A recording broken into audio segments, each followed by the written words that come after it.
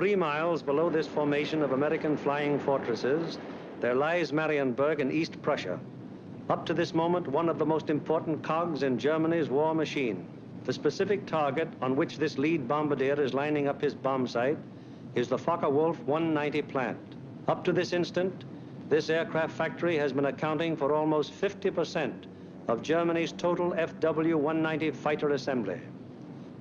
Bombs away. Tons of bombs rain down in a tight pattern of destruction. This, remember, is no area attack. It is an assault on one single target, and any bomb that falls outside that target has failed to achieve its purpose. The assembly of fighters in this Focke-Wulf factory has come to a sudden and violent end. To many, the bombing of Germany probably seems to be little more than a series of capricious adventures, one attack unconnected in any way with the one that preceded it or the one that will follow it.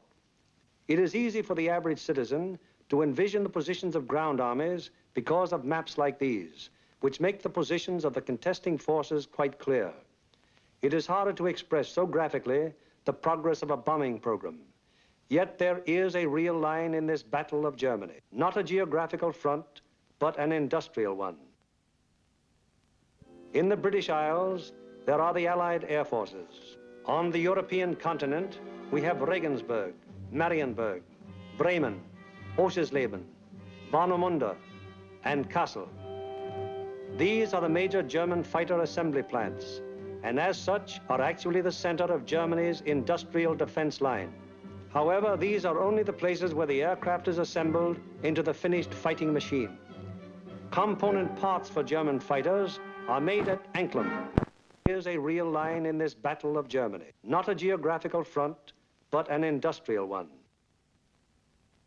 In the British Isles, there are the Allied air forces. On the European continent, we have Regensburg, Marienburg, Bremen, Oschersleben, Warnemünde, and Kassel. These are the major German fighter assembly plants, and as such are actually the center of Germany's industrial defense line. However, these are only the places where the aircraft is assembled into the finished fighting machine.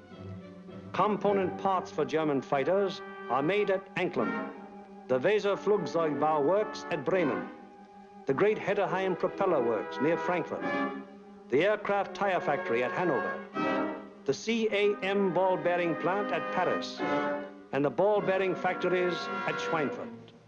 Obviously, an assembly plant can't operate if other plants aren't building the parts from which the enemy planes will be assembled. Hulst produced 29% of all German synthetic rubber production and is in fact responsible for 18% of her entire supply of rubber, natural or synthetic.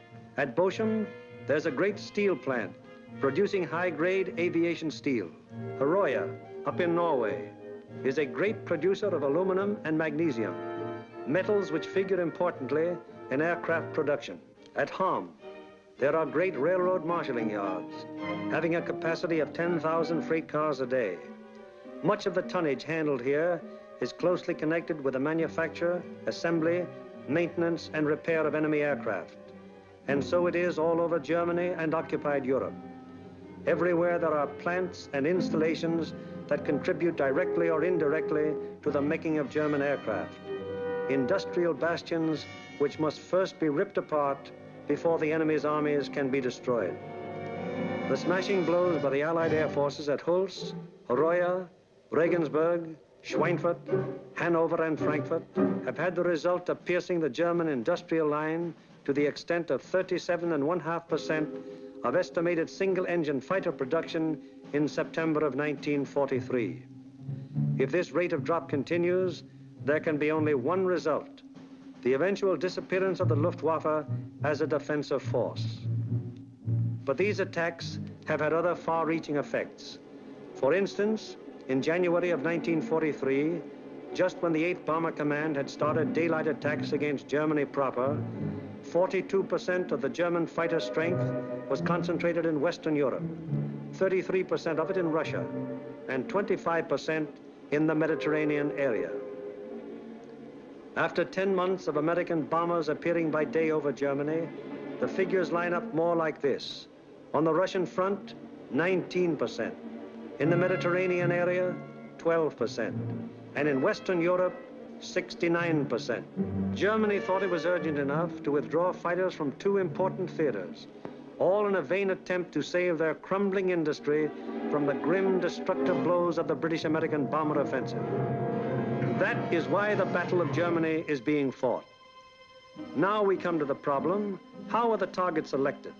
And what enormous effort is necessary for the 10 or 15 minutes that our air task forces will be over any given target? The daylight bombing offensive against Germany is the responsibility of the 8th Air Force. Under the 8th Air Force are the 8th Bomber Command, the 8th Fighter Command, and the 8th Air Service Command, all of whom contribute to every bombing mission. But it is the Bomber Command which is charged with the actual destruction of the selected targets. The Bomber Command, with which this picture is primarily concerned, is divided into 3 divisions. Each division has a number of combat wings. Each combat wing, in turn, has 3 groups. This is the chain of command. Since the operations which we are to follow, there have been some organizational changes, but they are principally changes of nomenclature and have not affected the broad strategical and tactical purposes of the organization. For instance, what is referred to as Bomber Command in this picture is now the 8th Air Force. Weather is the greatest single enemy of the 8th Bomber Command, for here is to be found the most changeable, treacherous weather in the world. To keep the most accurate possible check on weather conditions all over Europe, the RAF has established vast communication and reporting systems. Weather planes such as this Mosquito and our own B-17s are continually in the air in an effort to know in advance what the weather will be over Europe and the United Kingdom. Men like this supply a major portion of the data from which 8 main weather maps of Europe and of the United Kingdom are drawn each day. In addition, there are 4 upper air maps and 8 maps of a miscellaneous classification.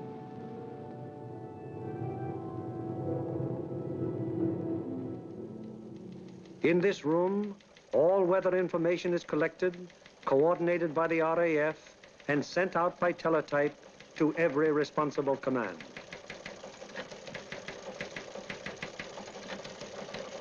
This is the weather section in the operations block at the Bomber Command.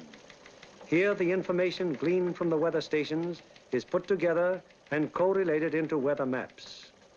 Accurate predictions must be made as to the direction and speed of the wind, downward and forward visibility, temperature, humidity, possible icing conditions, and probable atmospheric pressure at the bases, en route, and over the target.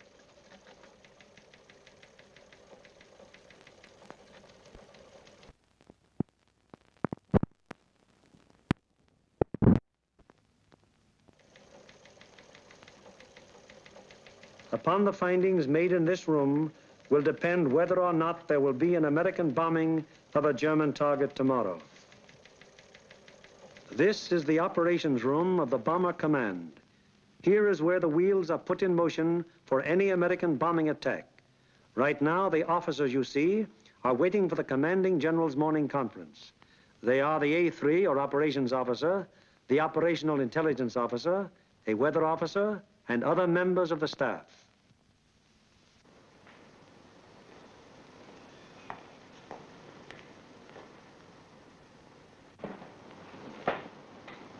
What's the weather prospects today, Major? It looks like most of Germany will be pretty good, sir. But we have a warm front approaching from down here, which we do not expect to affect the bases until late in the evening. How's the weather at Anklam? At Anklam, sir, we expect 2 to 5 tenths of low cloud and small amounts of middle and high cloud above 18,000 feet. Visibility 6 to 8 miles. How about Marienburg? At Marienburg, 2 to 4 tenths of low cloud, little or no middle or high cloud, visibility 6 to 8 miles. What will it be at Danzig and Gdynia? At Danzig and Gdynia, sir, 2 to 5 tenths of low cloud, 2 to 4 tenths of high cloud above 23,000 feet. Visibility in there about 5 miles, sir. Give me the map of Anklam and the picture of the aircraft factory there. Yes, sir.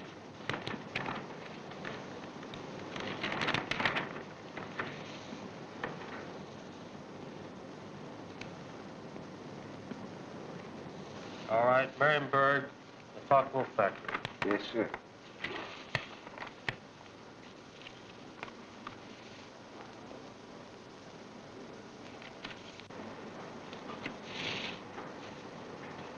We will attack Marienburg with 2 combat wings, Anklam with 2 combat wings, shipyards at Danzig with 2 combat wings, and the port facilities at Gdynia with 2 combat wings.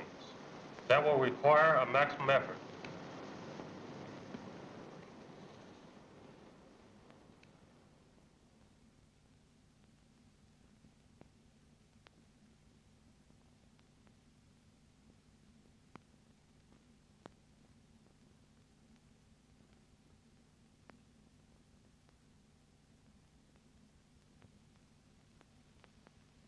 Now the various specialist officers then go into action.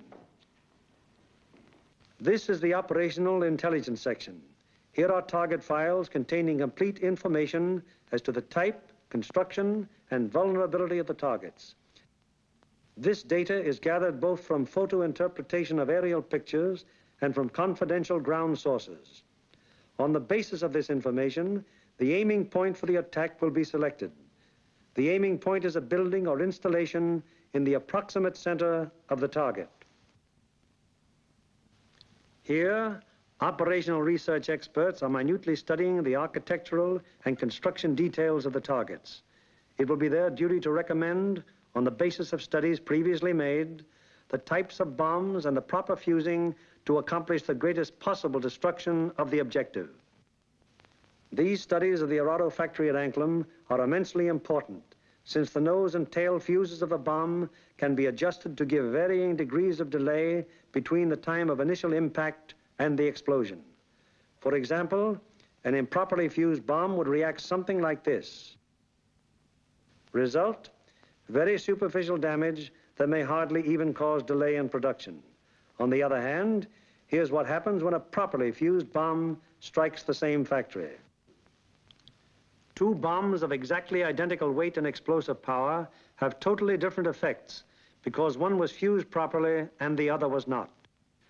It is the responsibility of the operational research section to determine proper bomb fusing. Here, the commanding general and the operations officer are working out the overall planning of each of the missions with the staff bombardier, the staff navigator, and the flak officer. This is a complex business because of the multiple nature of the attack. We'll attack Anklam 1 hour before we attack the other targets. That should draw most of the German fighters on the Anklam force. The Anklam force is big enough to take care of itself. You mean along the same course, sir? No, send them a little south. They'll act as a better diversion. This would be the best place across the coast from the standpoint of pilotage. But, sir, the flak concentration at that point is quite heavy, the heaviest along the coast. We could rather move them a little further south, what the general suggests, and they would not run into flak difficulties at that point. How is that for the navigation viewpoint? That's a very good landfall, sir. All right, we'll cross at that point, and you adjust the flight times accordingly. Take care of it, Darrell. Yes, sir. While this is going on, the various liaison officers stationed at Bomber Command headquarters are busy keeping their respective commands acquainted with the course of events. The closest liaison is maintained with both the RAF Fighter and Bomber Commands, the Royal Navy, the 8th Fighter Command, and the 9th Bomber Command. It is through these liaison officers that requests will be made for the necessary fighter support, diversionary effort by the medium bombers, air-sea rescue patrols, and so on. Officers at Fighter Command immediately look up plan number 2340 to find out what part the fighters are expected to play in the next day's operations. Similarly, the 9th Air Force is informed that Bomber Command intends to lay on plan number 2340. It will be the duty of the mediums to attack enemy airfields at a time that will cause maximum interference with German attempts to intercept the heavy bombers. Right now, weather officers are getting ready their forecast for the General's late afternoon conference, where final decisions will be made. Right in there as planned. Yeah, it should. Should be okay. Thanks. Good enough. In the bag. Does your morning's forecast still hold? Yes, sir. There's practically no change in the situation, and we still expect the base weather to hold up for return. Send out the field order exactly as planned. Yes. Get me the 1st, 2nd, and 3rd divisions on a conference call, please. Already with your conference call. Go ahead, please. Can you scramble? Okay. Over. Okay, over. Over. Okay, there's a mission tomorrow. Maximum effort with 5 task forces. The 1st task force, comprising 6 groups of the 1st Division, will hit 3948. 3948. Secondary, 8731. 8731. Last resort, 9009. 9009. The 2nd task force, comprising 5 groups of the 3rd Division, will hit 6848. 6848. Secondary, 6424. 6424. Last resort, 5381. 5381. The 3rd task force will comprise 4 groups of the 2nd Division, which will hit 6424. 6424. Secondary, 5381. 5381. Last resort, any industrial target of importance in Germany. Okay. The 1st and 3rd Divisions will each dispatch 1 air... The field order now goes over the teletype to all interested units and command. The first step has been taken in the sequence of events that will finally result in bringing our planes over the targets and discharging their bomb loads.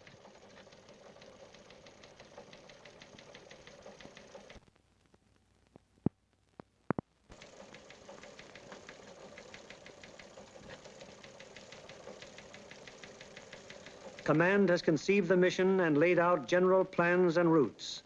Division now plans in detail what command has ordered. The actual time of assembly of the various task forces is determined. The combat wings are assigned to their specific task forces, and the routes from assembly to rendezvous points and the target are charted. Many considerations go into the selection of the routes. Here is the commanding general of the 1st Division, which you will remember has 2 targets for tomorrow, Anklam and Gdynia. Control point here at 0 hour. Another control point here for the northern unit, 0 plus 40 minutes. The other friendly...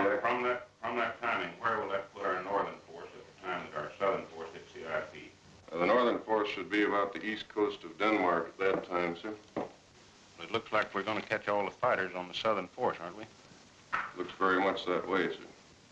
I think we'd better bend that route around so it's headed towards Berlin. If we can pin those German fighters down in Berlin until we can get started home, they'll never catch us. At the 2nd Division, the target for tomorrow is Danzig. Danzig, eh? That's fine. How many ships will we have for tomorrow? Well, sir, if you recall, General, on our last mission we had heavy battle damage, and not all those aircraft are repaired yet. Call up the wing commanders and have them put pressure on the groups to get their maintenance crews to work on these ships tonight and get every possible airplane on the line in the morning. The 3rd Division, which will have for its targets Marienburg and Gdynia. Looks pretty good, sir. We're going to be right over a lake there for a good checkpoint at the turn. We're going in against the sun. The sun will be at our back, sir. Defenses at the target. Major Frost, what about the flak defenses? Sir, at the upper target, there are 24 guns. That approach is good. The lower target isn't defended by heavy guns. No heavy guns whatever at Marienburg. None, sir.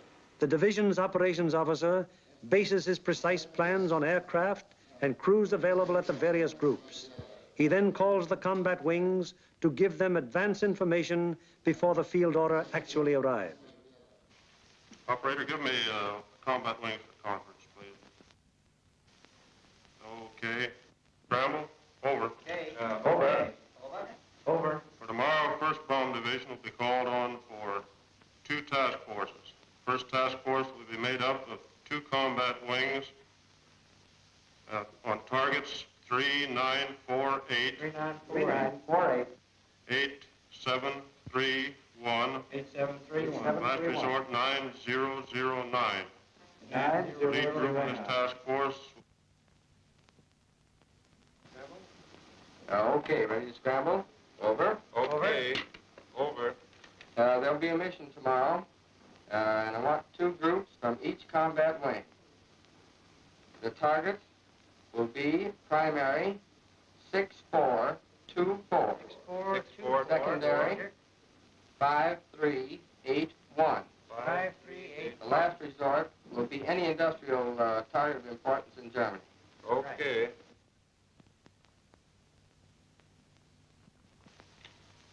There's an order coming through.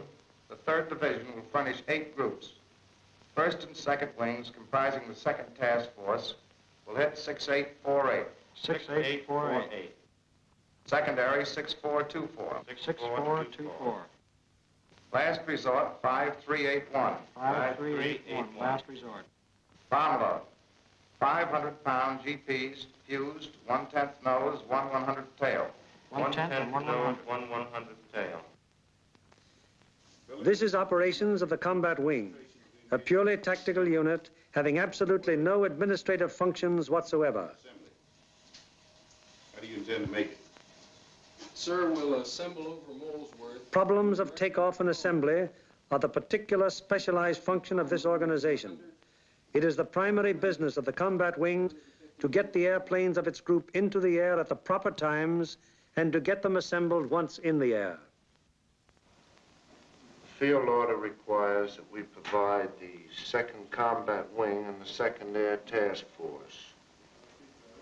89th Group will lead, 81st Group will be high, and the 63rd Group will be low. That means that Colonel Whitten will lead the combat wing on this mission? That'll be fine. The Bomber Command has asked for a maximum effort. That means every available plane is to be gotten into the air. Ramsey, this field order has called for 3,100 gallons for the H's due to the distance. Now, they've called for maximum bomb load. How about that for the weight? I think we'd better put 8 bombs in the H's and 12 in the D's. That keeps us around 65,000 pounds. How about the CG? CG is well forward, and I think it'll work out very well because we're down low for a long period of time. All right, we'll have 8 in the H's and maximum in the D's. Most of the groups are going further than an American bomber has gone before. Combat wings must work out precisely the maximum bomb load in relation to the required gas load. Decisions made in this and other matters are added to the division's field order and passed on to the groups, the ultimate tactical unit, to the men who get the planes in the air and fly the mission. On the basis of the alert telephoned down to the group by the combat wing, the various agencies necessary to get the planes airborne on their mission wheel into action. Intelligence, operations, weather, signals, group navigators and bombardiers have the grave responsibility of passing on and making clear to the combat crews the vital target and route information furnished by Bomber Command and Bomb Division. The proper information folders, maps, weather maps and charts, and photographs have to be selected by the various group officers, and then the information therein passed on to the crews. In dispersal areas, ground crews are getting their planes in condition to fly the mission. The normal work of keeping an airplane fit for operation is enormous, even in peacetime. When you add to this already great job the element of battle damage, the problem becomes gigantic. Engines, wings, propellers, controls, wiring, fuel system, oxygen system, the 1,001 elements that go to make up the complex mechanics of a heavy bombardment plane all must be kept in perfect shape. The failure of any one of them on a mission can easily mean the loss of the plane and its personnel, or at best, such a failure will cause the plane to abort. That is, return to its base without having reached the target. It was originally estimated that about 37.5% of planes on hand would be effective at one time. However, the maintenance and repair has been so magnificently performed that sometimes up to 50% of planes on hand have been affected.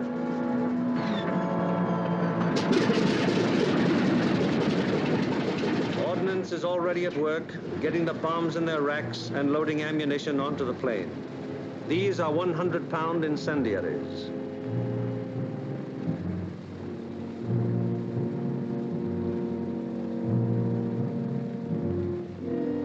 These are 500-pound general purpose bombs. And these are 1,000-pound GPs.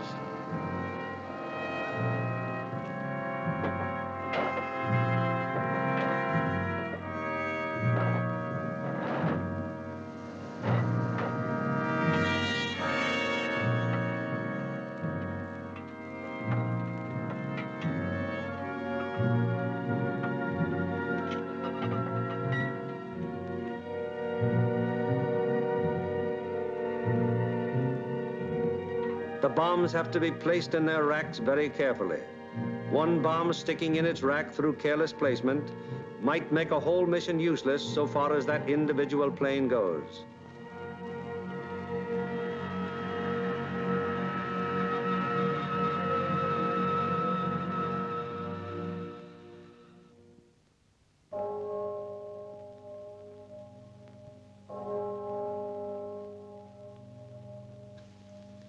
Three o'clock in the morning.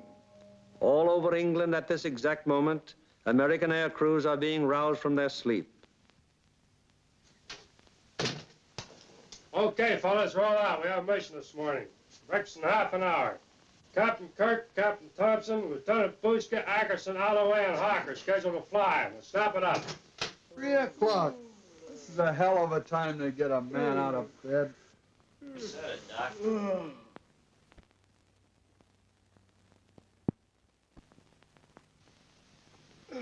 Oh, God. Come on, you drips, out of bed. Breakfast in half an hour. Come on, Nick. Rise and shine. All right, you dodos, let's go. This is it. Okay, fellas, let's go. Come on, Swifty. Get it out. Let's go. Go, you guys. Hit the deck. Breakfast at 4, briefing at 5. Let's go. That's fine. Just when I had a 48-hour pass coming up. That'd be a good deal. Can't, you guys. You're ruining my beauty sleep. Through the cold of the English early morning, the combat crews go to their mess. They have no idea where they're going yet, but they know they'll be taking off in about 4 hours.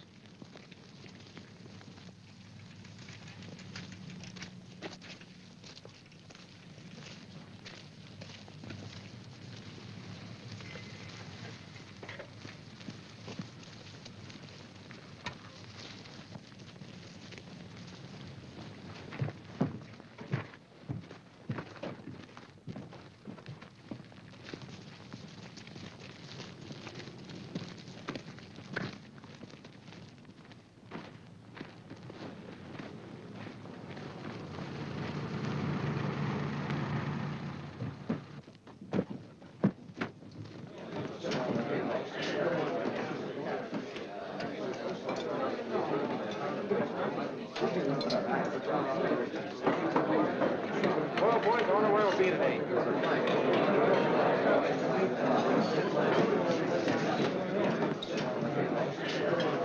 How do you figure those Jerrys will be today? What do you think, Dove? They'll be shooting at us. Sometimes I don't think those Jerrys got proper respect for us. Well, what do you expect, Buster, the way you shoot? Gee, look who's talking. You couldn't hit a cow in the flank with a bow feather. Yeah, how about those 2 Jerrys I slapped down over Swainford? I'll tell you what happened there. They heard that I was on tail guns and they fainted from fright, that's all. And so it goes. The 4,000 men who will go on this mission all know it will be a rugged deal. For some of them, it's their first mission. Others are veterans of many.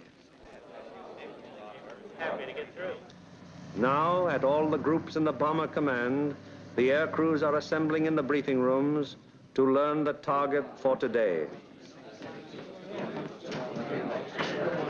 Okay, boys, let's go.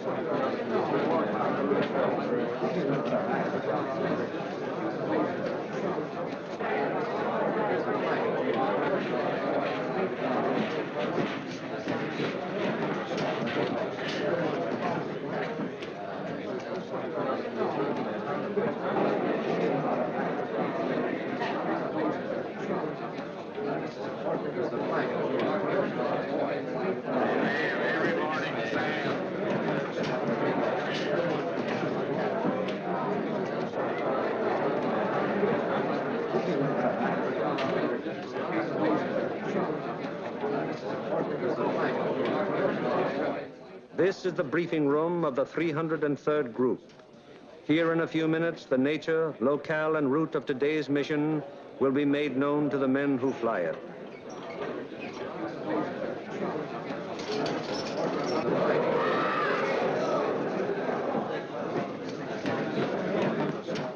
Target for today is Anklam. Specifically, you are to destroy the Arado factory. This plant manufactures aircraft components, principally wing and tail assemblies for the Focke-Wulf 190. The parts are then shipped to New Brandenburg for assembly. I cannot stress upon you too much the importance of this target. If it is successfully destroyed, it will have a very serious effect on Germany's aircraft production. Lights, please. Your IP is on the northwest side of New Brandenburg. Your heading on your run-up will be 45 degrees true. Immediately after your turn, you have an aerodrome on your right, almost directly north of the town. You should be able to pick out Friedland, 6 miles to your right and halfway between your IP and the target. Along this route, you should be able to see the main line railroad and the main road. From Friedland, the main road moves in toward your run-up and goes into Anklam, but the railroad terminates at Friedland.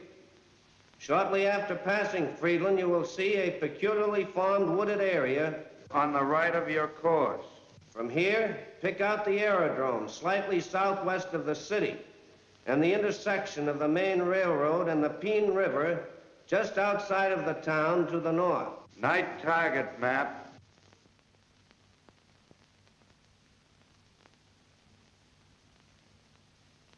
Your target is across the railroad, beyond the town, in the area formed by the bend of the river. And now a picture of the target. This group of buildings here is your target. This building will be the aiming point. If your bomb pattern is concentrated in this area, it should very effectively knock out the factory. Lights, please. At the 379th, the intelligent briefing continues. Eight groups will bomb from an altitude of 13,000 feet. We feel that this low altitude will be equalized by the element of surprise which is with us, and it should ensure a thorough and complete priming of the target. Another task force is hitting the FW-190 assembly plant at Marienburg. If the two missions are successful, 65% of Jerry's remaining FW-190 production and assembly facilities will be destroyed. At the 384th. Other forces are attacking submarine yards, aircraft assembly plants, and units of the German fleet at Danzig and Gdynia. If these attacks succeed, they will destroy 13.5% of Germany's remaining U-boat construction and will destroy or immobilize a large section of the German Navy. The overall result of all four attacks will be to show the Hun that his efforts to protect his key industries by moving them to the east will be unsuccessful. It'll show him that we will seek out his industry and destroy it wherever he places it. At the 351st, the intelligence briefing is completed. Your secondary target this morning is the air park at Tutov. This contains a Focke-Wulf assembly plant, a bombardier school, and you'll love this. It's the country club of the German Air Force. Should you be unable to bomb either of those two targets, then in that case, you'll attempt to bomb the last resort target, which is the Hankel assembly plant at Rostov.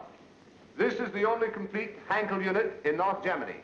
It should be easily identified by the airfield adjoining, which has 6 intersecting runways running from 1,000 to 1,600 yards, and they're full of nice, fat, juicy Hankels.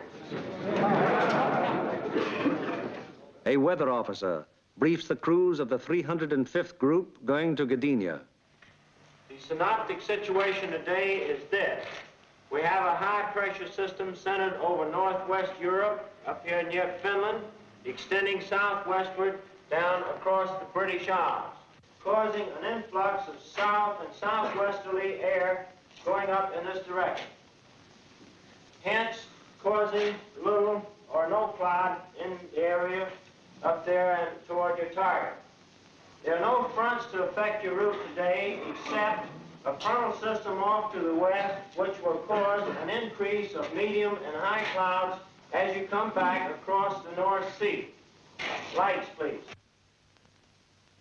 At takeoff time, there will be 0 to 3/10 low clouds, also a layer of high clouds above 23,000 feet, 4 to 6/10 in amount. Also a middle layer of clouds in there between 10 and 12,000 feet. These medium and high clouds decreasing out over the North Sea to 3 to 5/10 each in amount. The low clouds will increase as you go out toward the North Sea to 3 to 5/10. Base 1,500 to 2,000 feet, tops 4 to 5,000 feet. There will be some fog patches over England, visibility 1 to 2 miles, except in those fog patches 500 to 1,000 yards. Visibility increasing rapidly out over the North Sea and the remainder of your route to 4 to 6 miles. The high clouds continuing 3 to 5/10, and also the middle clouds on toward the target, decreasing to 0 at the target. Low clouds continuing 3 to 5/10, decreasing to 2 to 4/10 at the target, base 2,000 feet, tops 5,000 feet. Visibility 4 to 6 miles.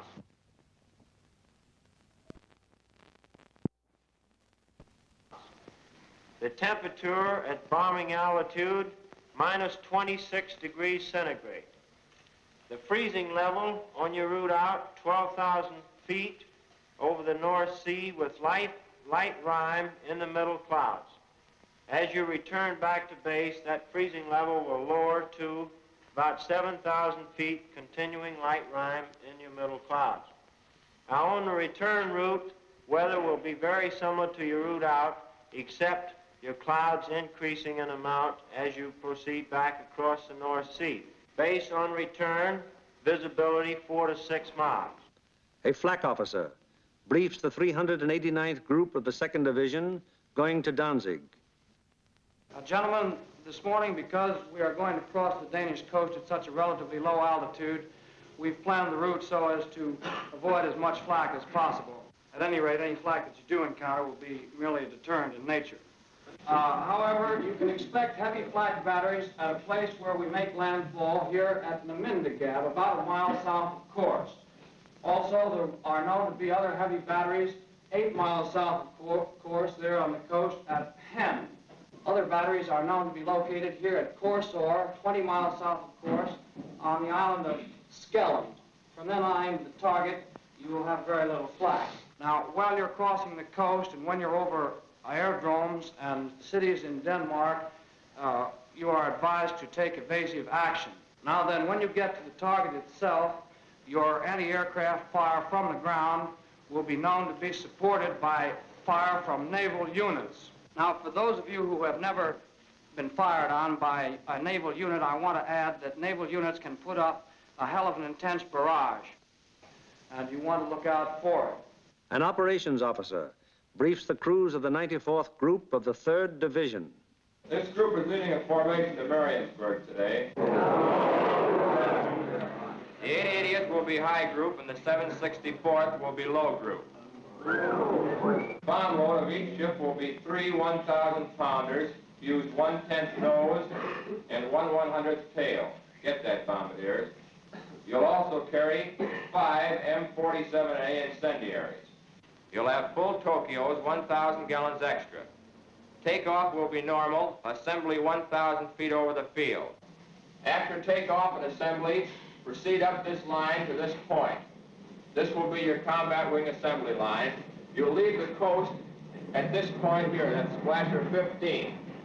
Let's not have any stooging around over England, it's a long haul. The 57th Combat Wing will follow us today at a 3-mile interval. Now to the 95th Group. B-26s will be hitting the Lille area and the lowland at approximately 0 minus 40 minutes. One group of P-47s will strike the Warden area and join us for escort on the way out, joining us at approximately this point here. All other forces are using approximately the same route today. Just one point, and that's that the Anklam force will probably pass us coming out as we're on our way in. You should see plenty of air activity. Let's hope that most of it is ours. The climb will commence at the English coast, climbing at 150 miles an hour, 100 feet per minute.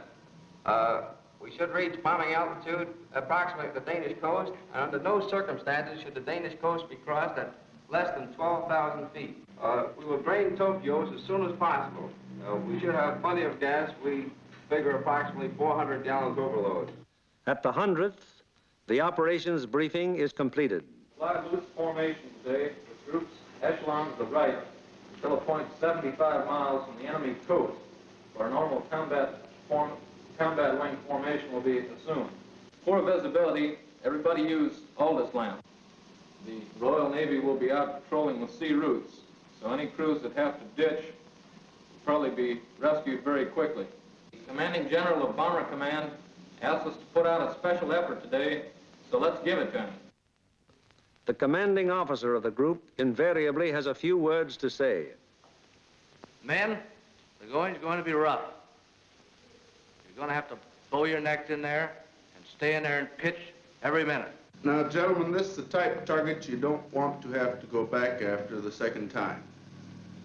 If you fly a good, tight formation, get a good, dense pattern on that target, we won't have to. This Anklam crowd down here may pull most of the fighters off of us. However, that's just a guess. So particularly for you gunners, you've got to be on the ball from the Danish coast onto the target. Flak will be heavy, probably accurate, but you've been through worse before. Remember that your biggest enemy is still the single-engine fighter plane. Now, you bombardiers, take your time in going in on your releases. And don't allow the flak to worry you. It's merely to break up your formation. Now, if you get in any trouble up in this area, remember you can always board a sweep. Get down, it's a neutral country. And it's close over there. Could be rough. I don't think it'll be too bad. And whether it's easy or rough, I'll be sitting out in front, taking the whole works in. The main briefing over, the pilots, navigators, bombardiers, radio operators, gunners, receive separate specialized briefings. These briefings are very technical and very thorough, and are held so that every member of the combat crew will understand exactly what he can expect and what is expected of him. Any lack of thoroughness here might very well result in the failure of a mission. As dawn breaks over the English countryside, it finds the ground crews still working grimly in an effort to get every plane in the air that is scheduled to be dispatched.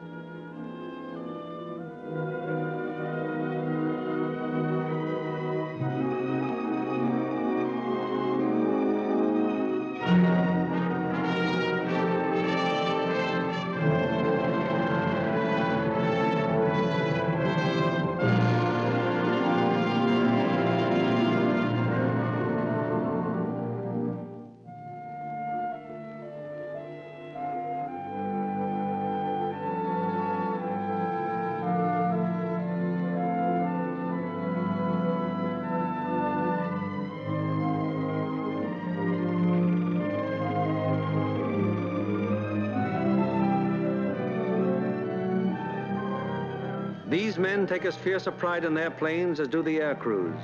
To each of them, it is a personal tragedy, reflecting in some way on their capabilities when their airplane is forced to turn back without having completed its mission, or when they have been unable to get an expected plane ready in time for a mission. It's getting on to the time when the combat crews go to their planes. Here they are in the crew room, putting on their flying clothes. Clothes and equipment especially constructed to ward off the intense sub-zero cold which they will encounter so shortly.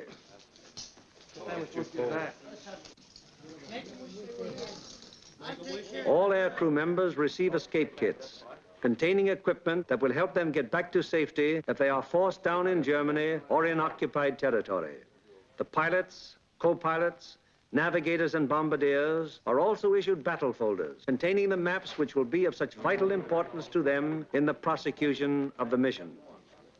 the men turn in all personal papers and valuables, which might serve to give the enemy information in case of capture.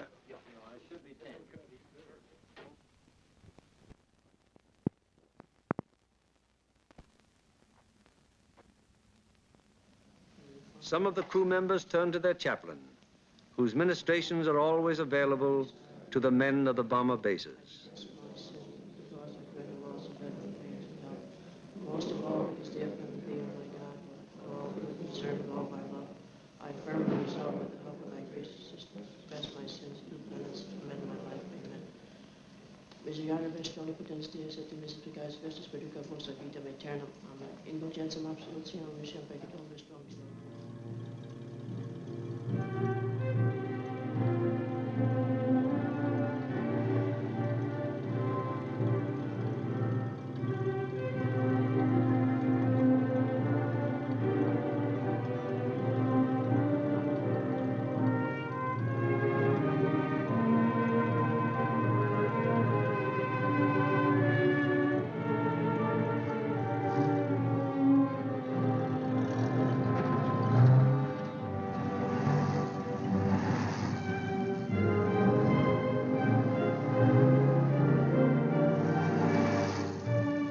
So changeable is the weather in the European theater that sometimes widely varying conditions will be found on fields only a few miles from each other.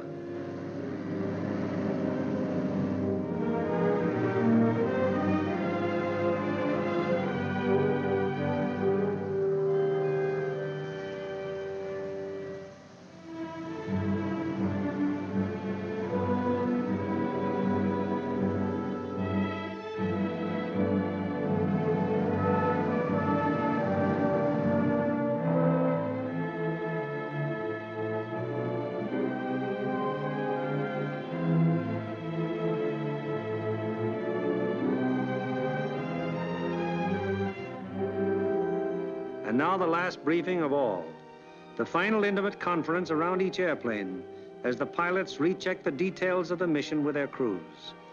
Crew members have ceased to exist as individuals. They are now 10-man teams, and on the excellence of their teamwork will depend the success of the operation.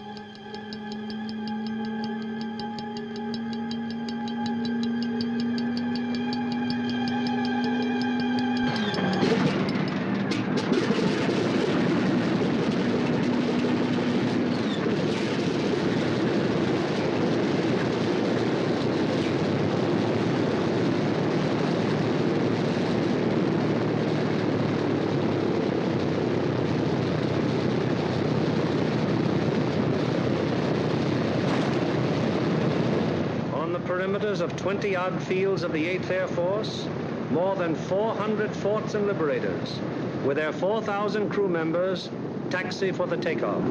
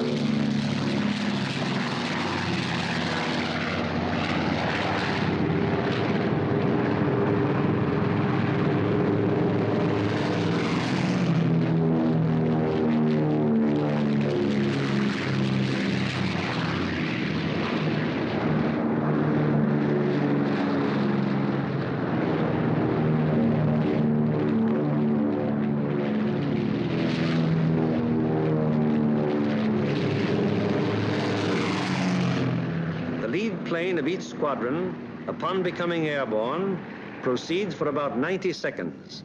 It banks sharply to indicate its turning point, then goes into a slow left turn.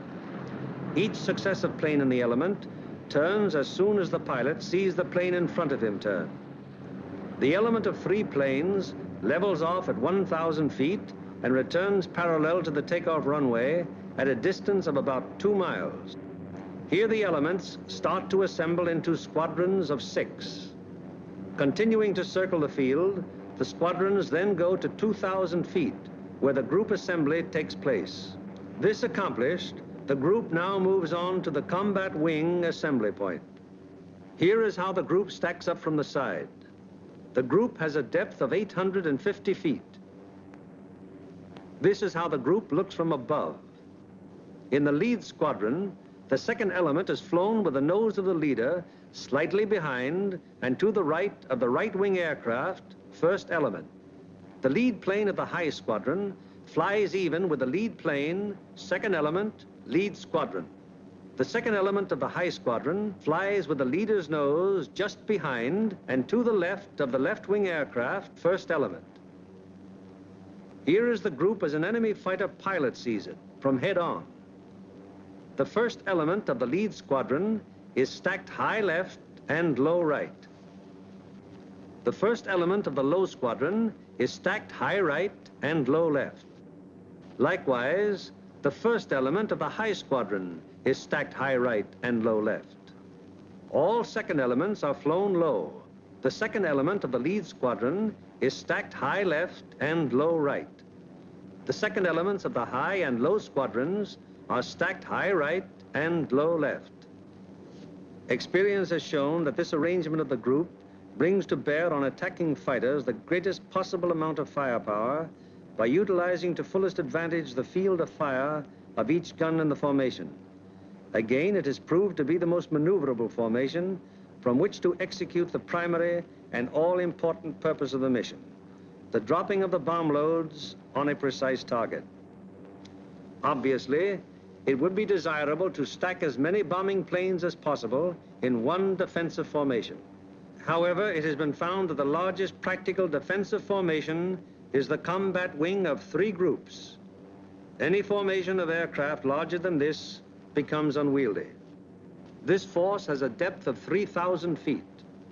The nose of the lead aircraft of the low group is aligned with the tail and slightly to the left of the rearmost aircraft of the lead element, lead squadron, lead group. The nose of the lead aircraft of the high group is aligned with the tail of the rearmost aircraft of the lead element, lead squadron, lead group.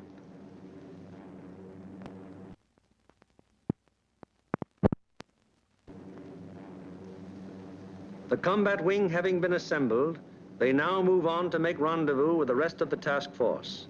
In this case, another combat wing.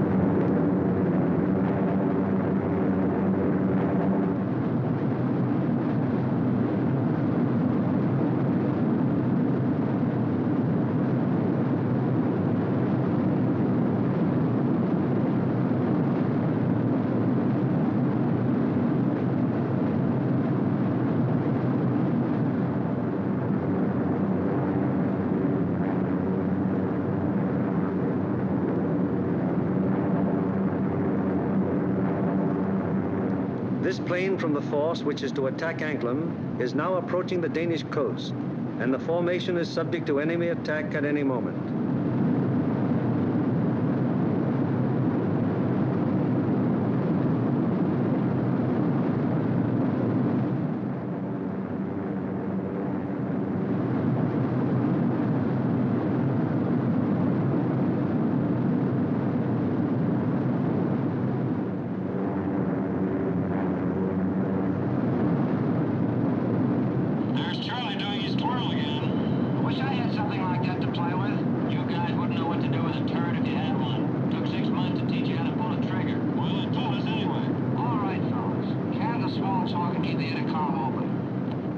It is now 10:30 hours, and Denmark has been penetrated to some distance without any great opposition as yet.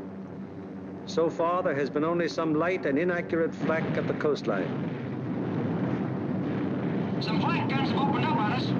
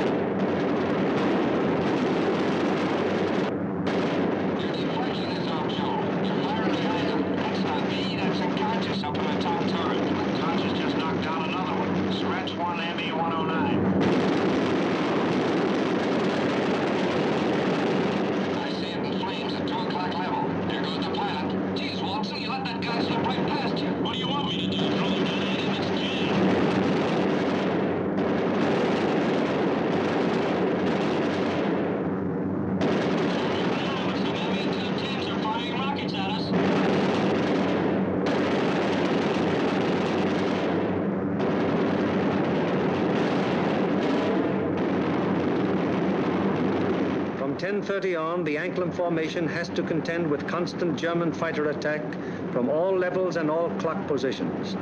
During this time, the gunners aboard the fortresses knock down fighter after fighter. However, the gunnery of the forts, no matter how sensational it may be, is only to ensure the successful performance of the mission. It is not the job or purpose of forts or liberators to seek out action with enemy fighters. They merely defend themselves against enemy fighter attack so that they can destroy their target and bring their crews back safely to their home bases.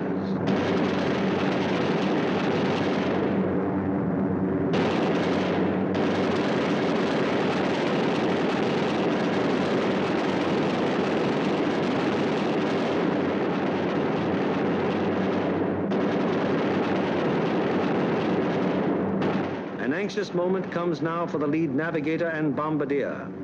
The formation is approaching the initial point. That is the point where the wing will turn off and make its bombing run on the target. Upon proper navigation to this point may rest the success of the entire mission. Pilot to left, waist gunner. We're over the IP. Release flares. Waist gunner to pilot. Roger. Once the combat wing has reached the IP, it breaks up into 3 component groups, for the wing formation is too unwieldy for a unit bombing operation. As the IP is reached and the lead airplane of the lead group is about to make the turn, it fires 2 red flares, spaced 5 seconds apart. Then the group makes its turn onto the run-up. The low group goes on straight ahead for 20 seconds, then makes its turn. The high group proceeds for 20 seconds beyond the low group's turn, then it turns onto the run-up. The most critical defensive period in the mission has begun. The wing, to accomplish most efficiently its primary purpose, the bombing of the target, has sacrificed its mutual defensive firepower, and the groups are thrown on their own. Now the crucial moment is almost here, the moment around which the entire mission revolves.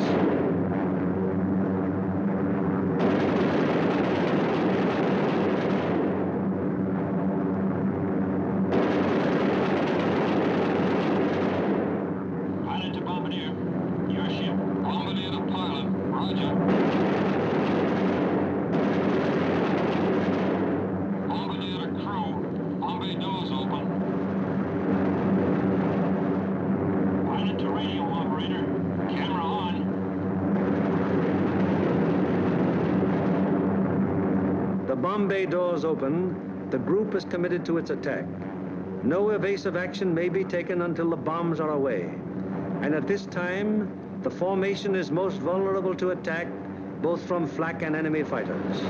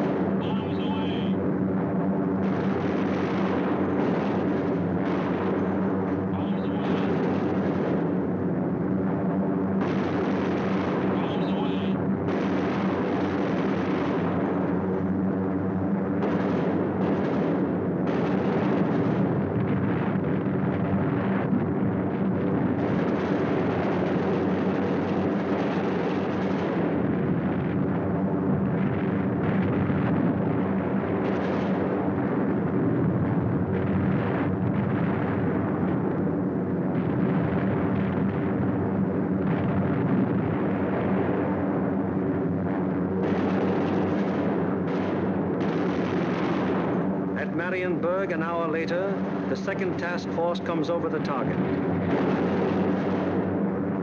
Bombs away.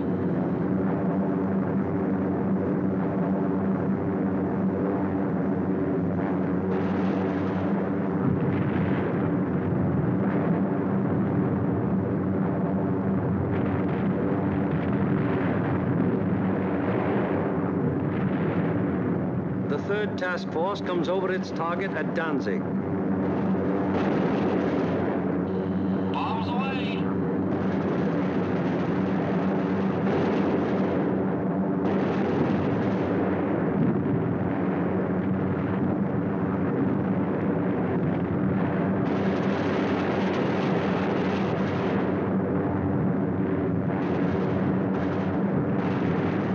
The 4th and 5th task forces arrive over the harbor area of Gdynia.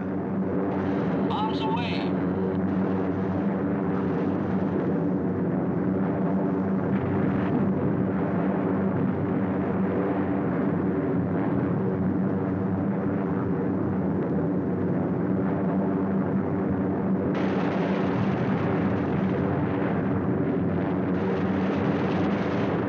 Bombs away on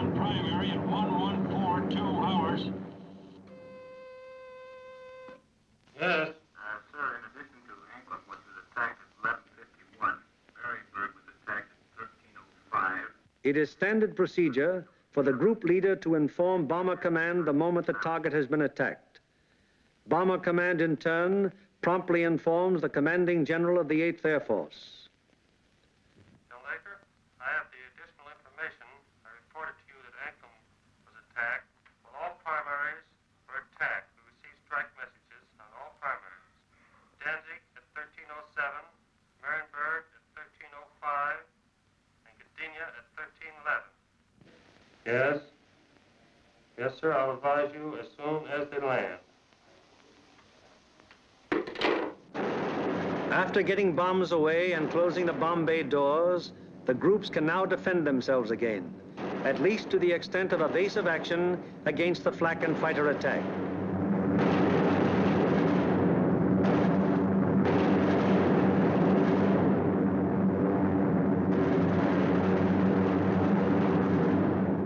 The lead group flies a straight course for 15 seconds before turning off to the rally point.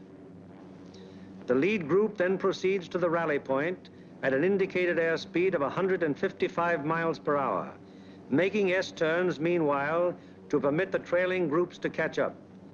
The lead group crosses the rally point at a height 1,000 feet lower than bombing altitude.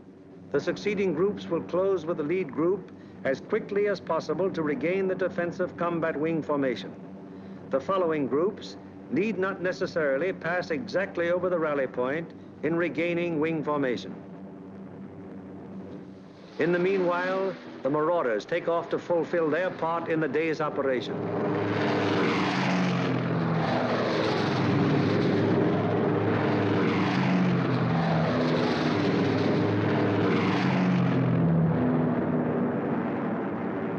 They bomb the aerodrome at Woensdrecht, one of the most important of the enemy's fighter bases.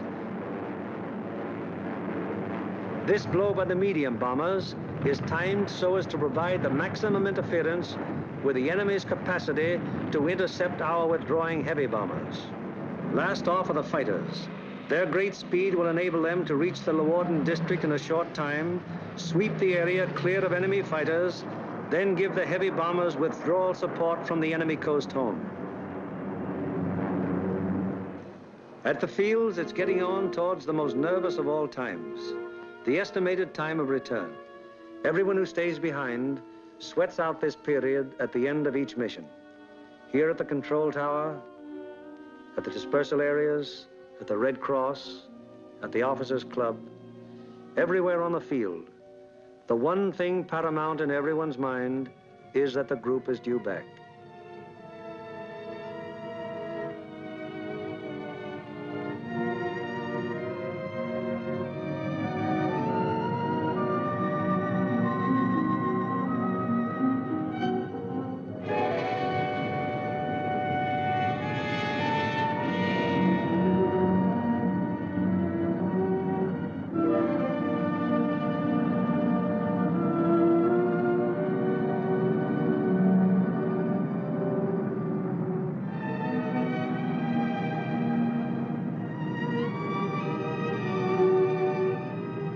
Went out to attack the target.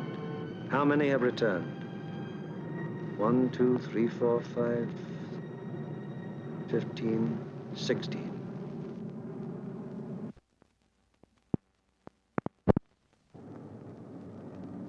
$17, 18. 18 dispatched, 18 returned. 23 dispatched,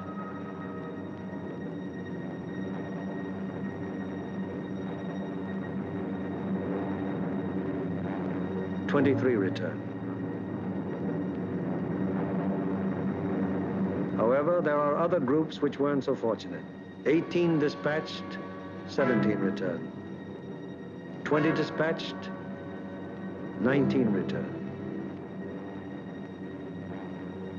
20 dispatched, 14 returned.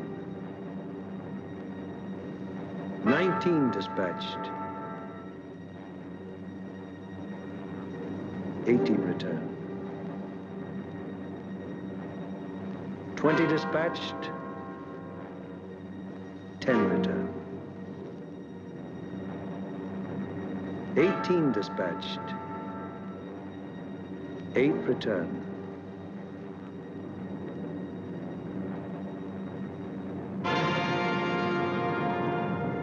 Flares dropped from aircraft signal the presence of wounded aboard. These airplanes are given priority in landing.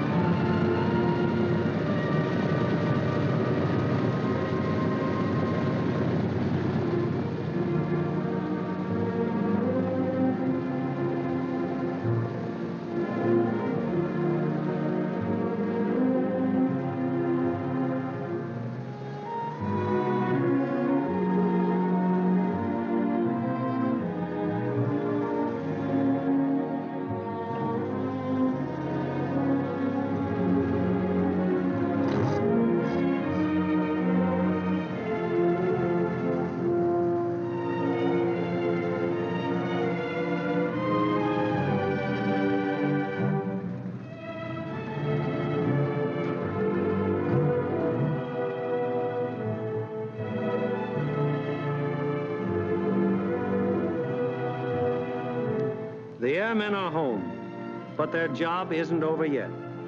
Before they can go to their billets for a well-earned rest, they must first undergo one of the most important phases of any mission, interrogation. It is highly important to question the crews at the first possible moment after the mission, while their impressions and memories are still fresh.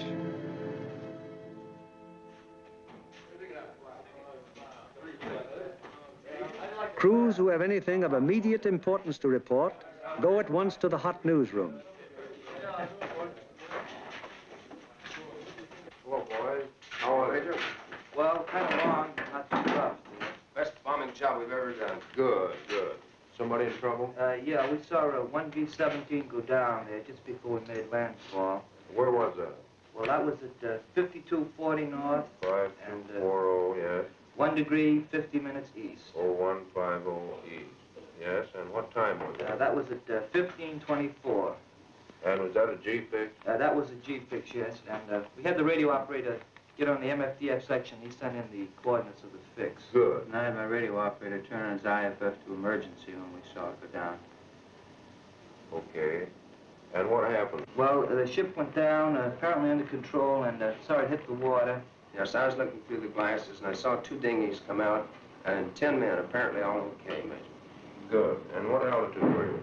We were at 5,000 feet at the time. Okay, anything else? No, settle up for a cup of coffee. It's waiting for you, boys. Thank you.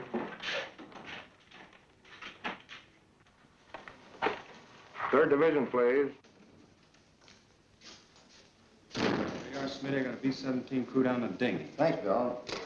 16 group, please. Special aircraft priority. Flight control, please. 16, bomb division here. We have a B-17 reported fixed at 52 degrees, 30 minutes north, 1 degree, 30 minutes east. That's right. He was seen to ditch, yes. He was seen to ditch at 15:24 hours by the reporting aircraft. 2 dinghies were seen to break out, and 10 men got into them. The reporting aircraft is at 5,000 feet. Yes, that position's an MF fixed. Okay, 16. Thank you.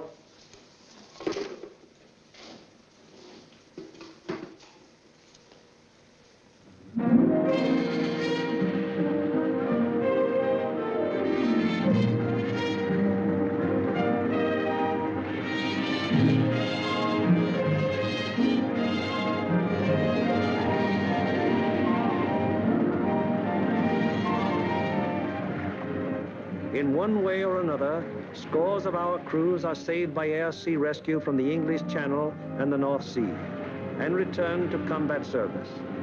Aside from human values, a trained fortress crew is even more valuable than the plane they man. And the work of the air-sea rescue unit has been of enormous value to the 8th Air Force. The hungry crews are fed enough to hold them until they can be interrogated and get to their regular chow. These men are from the groups that went to Anklam. What time did you go over the target? At 11:43 hours. We went in at 12,000 feet. Did you get your bombs on the target? Yeah. What about enemy fighter opposition? Well, that's something we'll soon have to discuss. Really? Well, let's get some of the details. Where did it begin, Paul? Well, they first jumped us at 10:30 there just off the Danish coast. And how long did the attack continue? They stayed with us to the target and until 13:27. Then at 13:45, we had another group attack and stayed until 14:05. We had a couple more attacks, and the last one was at 15:26, just off the Danish coast coming out. And about how many enemy fighters did you see? Well, I don't know how many of them might have been repeated, but I saw 60 or 70 myself. I couldn't keep track of them, sir, but I counted about 65. I stopped trying to count when I got to 50, sir. Well, do you think it'd be accurate to say, then, that your ship saw between 65 and 80 enemy aircraft? Yeah, that's right. What type of enemy aircraft did you encounter? Well, from what I could see from the tail, they threw the book at us. FW-19s, ME-109s, 110s, 210s, Dorniers, even Ju-87s and 88s. I saw a couple of Focke-Wulf 189s, at least 2 Heinkel 111s. What positions did they attack from? Oh, they came from all over the place. Fighters are pressing home their attacks from 300 to 400 yards. Would you characterize these attacks as determined? Determined? Oh. Brother, you can say that again. No, I think those guys are really trying to shoot us down. I wouldn't be surprised. How would you describe the enemy fighter tactics? Well, I describe them as murder. Yes, they usually attacked in formation, queue up about 300 or 400 yards away, 12 to 13 single-engine fighters, come barreling right through the formation. How'd the twin-engine fighters react? They stayed out to the side and above, just out of the range of our guns, and charged cannons and rockets at us. Then they'd queue up and press home a regular fighter attack. What caliber would you say the cannons were? My guess would be 37 millimeters. What do you think, Adam? What about the rockets? We shot a lot of them. I didn't actually see any hit our formation, but they weren't doing us any good. I saw one of them blow a wing off the 17 below and ahead of us. They started to spin in. Any shoots? No, sir, I didn't see any. Where was this? Over the target, right after we talked about bombs. Fellows notice any distinctive markings on enemy aircraft? Yeah. Oh, quite a few. There are a number of FW-190s, mostly yellow noses, some white noses. No red nose. No, I didn't see. Boy, those yellow-nosed boys really come in close, don't they? Did you see that one come right on our left wing? Yeah, I saw a 109 with black and white diagonal markings under the wings. Black and white, I had white nose. All right. Yeah. Getting back to those rockets, I believe that Jerry can reload his rocket guns from inside the ship. I think you can. That'd be my guess, too. I saw at least 9 bursts from rocket guns on one ME-210. 9 bursts, all right. Talking about 210s, there was one that came in and shot a cluster. It looked like clay pigeons to me. Say, those things look like baseballs to me. Can you describe that more fully? How did they react? Well, they didn't look like baseballs. They was more like streamlined and smoked all the way down, but they didn't explode. Didn't explode, huh? No. What about planes? I knocked down 2. They were making attacks about 5 o'clock level. Yeah, I saw them. One of them blew up in the air, and the other one went down in flames. The pilot of the second one bailed out. That was at 11:44. We were right over the IP.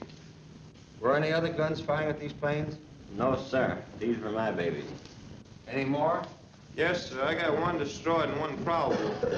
I knocked a 210 down right over the target. The plane exploded in the air. I got a burst at a 110, and it started down in flames. I couldn't see whether it went all the way down or not. We were under constant attack. Bombing results and enemy fighter reaction are only one phase of the interrogation. The enemy's anti-aircraft defenses, their concentration and their accuracy are also matters of great interest to the interrogators. The group of the 2nd Division, which went to Danzig. How would you describe the flak en route to the target? From the coast to the target, it was meager and inaccurate as to height and deflection.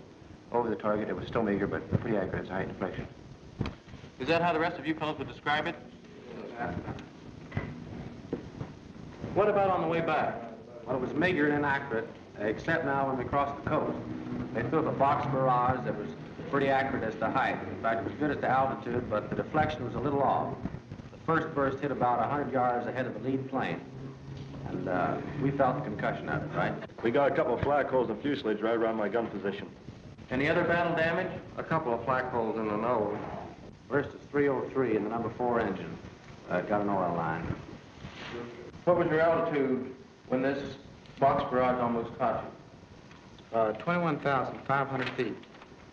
Did any of you notice anything unusual or peculiar about the flak burst? No, it looked like the same old black flak to me. What's the 6th we have seen her?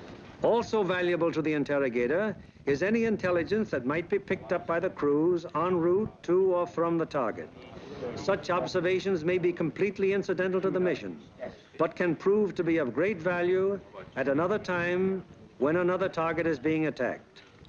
Let's find out what the force attacking Marienburg discovered on their way to and from the target. This smoke screen at Danzig, where did that emanate from? Well, it looked like to me it was coming from off of floats and boats here with smudge spots on them, anchored just a little ways off the coast. Yeah, Ernie, they were shooting it up from the ground, too, and it get up so high and burst and mushroom out. Would you say it was effective? Well, we didn't pass right over the city itself, so we couldn't say definitely, but it looked like to me it'd be pretty doggone effective. It's all great. You see anything else? Yeah, there's a new airport about 2 miles below Danzig there, south of Danzig. What'd it look like? Pretty large airport with grass runways and a lot of construction at the south end. I seen another one there at Puck. It seemed like it's building runways and some buildings, new buildings like they're quite not to be hangars. Okay. Now, how about military installations? Did you see any of those? Well, south of Stadtdorf in East Prussia, we saw some installations that might have been fortifications. They were large rectangular buildings with red tops. Yeah, there were 2 rows of 4. 4 buildings each? Yes. Good deal. Now, did you see anything else? As soon as interrogation of the men is finished, the interrogation forms are checked and general statistics on the group's part in the attack are compiled. All right, let's get going on this report. Okay. B, number of aircraft dispatched. 20. C, number of aircraft attacking the primary target. 20. Hello, I want the A2 duty desk. Hello, this is Norgan 492. Got flash teletype report for you. You ready? The organizational flow which we have observed throughout this picture has now begun to operate in reverse. Information obtained from the crews is evaluated in divisional critiques, conferences in which all responsible group and divisional officers carefully inspect the detailed record of the mission, discuss any failures that may have occurred, and plan to prevent their recurrence. After a particularly large or important operation, there will be a command critique, with the 8th Air Force Commanding General presiding. Here in the dark room, the strike photos of the targets brought back by the returning planes of the group are developed and printed with all possible speed, so that experts of Bomber Command can assess the damage done. Coming in from planes of every group participating in the various raids and interpreted and appraised by trained photo interpreters, these pictures will give Bomber Command an excellent idea as to exactly what parts of the various targets were hit and how severely. Here, as seen in these pictures taken the following day by photo reconnaissance planes, severe damage has been inflicted on all the major and most of the minor buildings of the Arado factory at Anklam. This is a strike photo showing how Danzig looked during the attack. Very extensive damage has been suffered in the harbor area. Here is an annotated PRU picture of Gdynia as it appeared after the attack. A near miss is seen on the liner Deutschland type. The transatlantic liner Stuttgart does not appear in this picture, although she was seen afire and in the hands of tugboats immediately after the attack, as these strike photos reveal. Aside from the Stuttgart, several ships in the South Basin have been sunk or damaged, including the liner Oceania. Shore engines are also heavily hit. At Marienburg, the PRU photo discloses that the damage was exceptionally severe, almost every building having been destroyed or seriously affected. General Arnold has characterized this attack as the greatest example of precision bombing on record. Other targets will be as thoroughly destroyed.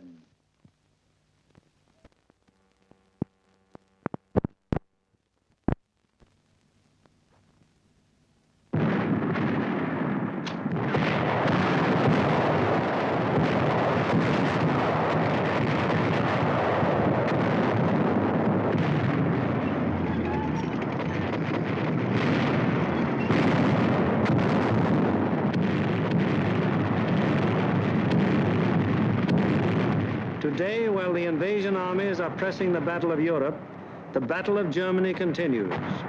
Day by day, whenever weather permits, heavy bombers roar out over the heads of the advancing ground forces, blasting away systematically at vital industrial installations hundreds of miles to the rear of the enemy lines.